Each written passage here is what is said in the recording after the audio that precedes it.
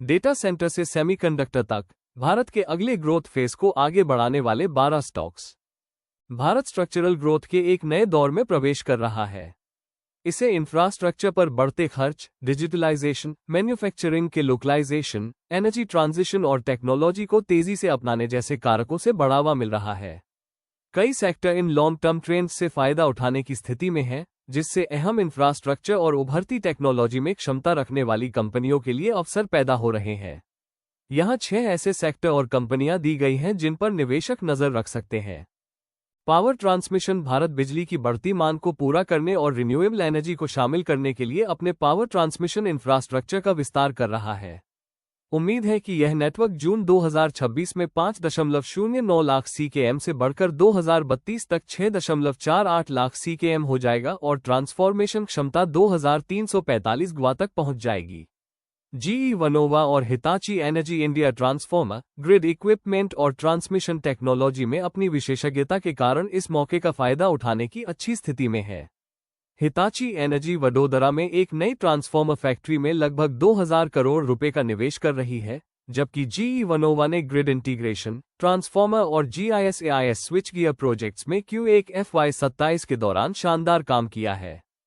Optical fibre. Bharat की बढ़ती digital economy के लिए बड़े पैमाने पर हाई स्पीड कनेक्टिविटी की जरूरत है, जिससे ऑप्टिकल फाइबर एक अहम इंफ्रास्ट्रक्चर लेयर बन गया है।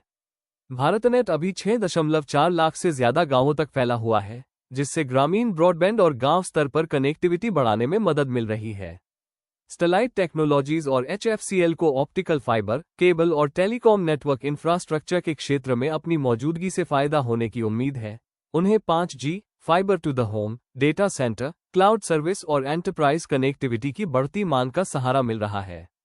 स्टरलाइट टेक्नोलॉजीज 663 रुपये और 60 पैसे पर ट्रेड कर रही थी और उसका मार्केट कैपिटलाइजेशन 34,103 करोड़ रुपए था, जबकि HFCL 237 रुपये और 90 पैसे पर ट्रेड कर रही थी और उसका मार्केट कैपिटलाइजेशन 36,413 करोड़ रुपए था।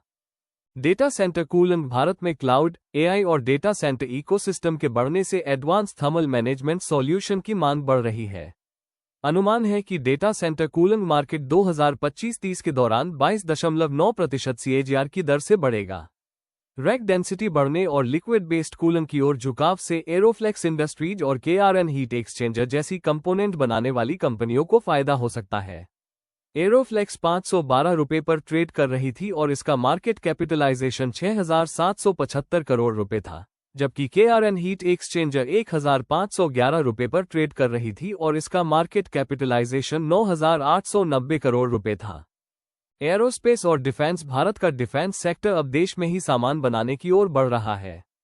FY 2025-26 में प्रोडक्शन रिकॉर्ड 1.78 लाख रुपए करोड़ तक पहुंच गया, जो पिछले साल के मुकाबले 15.6% ज्यादा है, जबकि एक्सपोर्ट बढ़कर 38,424 करोड़ रुपए हो गया।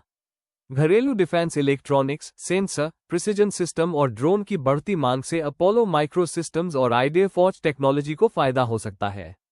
अपोलो माइक्रो सिस्टम्स का शेयर 390 रुपये और 60 पैसे पर ट्रेड कर रहा था और इसका मार्केट कैपिटलाइजेशन 14,514 करोड़ रुपए था, जबकि आइडिया फॉर्ज का शेयर 795 रुपये और 40 पैसे पर ट्रेड कर रहा था और इसका मार्केट कैपिटलाइजेशन 3,952 करोड़ रुपए था। सेमीकंडक्टर। भारत का सेमीकंडक्टर इकोसिस्टम तेजी से बढ़ रहा है।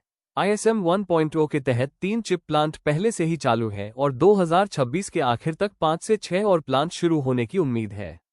जैसे जैसे भारत का सेमीकंडक्टर मार्केट $200 बिलियन के अनुमानित अवसर की ओर बढ़ रहा है, ISM 2.0 chip design, advanced packaging, R&D और वर्कफोर्स डेवलपमेंट पर ज्यादा ध्यान देगा। CG पावर और काइनस टेक्नोलॉजी को पैकेजिंग, इलेक्ट्रॉनिक्स मैन्युफैक्चरिंग और सप्लाई चेन लोकलाइजेशन से फायदा मिलने की उम्मीद है।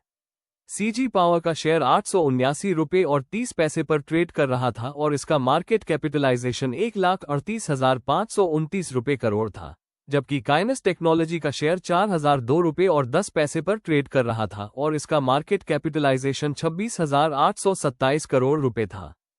इलेक्ट्रिक गाड़ियां। भारत में EV की बिक्री 2016 से लगभग 46 गुना बढ़कर 2025 में 23 लाख यूनिट तक पहुंच गई है। इसकी वजह 2 व्हीलर, 3 व्हीलर और कमर्शियल गाड़ियों का बढ़ता इस्तेमाल है। PMA ड्राइव, PLI स्कीम और 5% GST के जरिए सरकार का सपोर्ट, साथ ही 2030 तक 30% EV अपनाने का लक्ष्य इस सेक्टर की ग्रोथ की संभावनाओं को मजबूत करता है। TVS मोटर और एथर एनर्जी अपने बढ़ते इलेक्ट्रिक स्कूटर पोर्टफोलियो और चार्जिंग इकोसिस्टम से फायदा उठाने की स्थिति में है। TVS मोटर का शेयर 4,465 रुपये और 35 पैसे पर ट्रेड कर रहा था और इसका मार्केट कैपिटलाइजेशन 2,12,143 रुपये करोड़ था, जबकि एथर एनर्जी का शेयर 1,482 रुपये पर ट्रेड कर रहा था और इसका मार्केट कैपिटलाइजेशन 58,463 करोड़ रुपये था।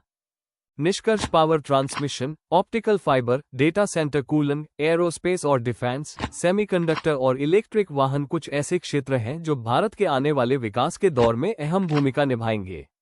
इन सभी अलग अलग क्षेत्रों से यह साफ होता है कि भारत बेहतर इंफ्रास्ट्रक्चर, डिजिटलाइजेशन, मैन्युफैक्चरिंग और मोबिलिटी की ओर बढ़ रहा है।